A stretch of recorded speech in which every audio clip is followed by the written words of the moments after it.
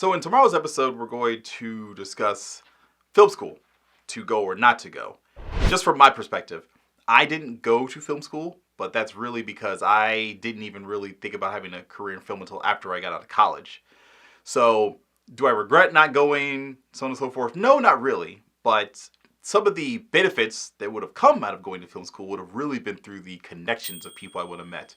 So just outside of being able to get cast and crew, I would have really enjoyed connecting with faculty or people that were really interested in producing to hopefully get some mentors with this whole process, because it's really difficult, and it would definitely help to have just someone kind of by your side, kind of giving you some guidance on what to do and what not to do.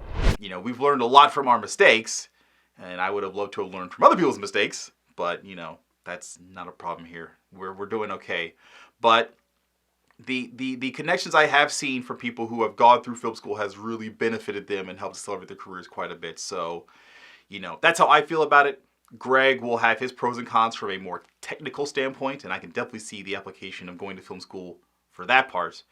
But I've also seen some self-sufficient creative people do some really wonderful stuff as well. So, you can let us know what you think about film school, yay or nay, and we'll dive into a little bit more tomorrow.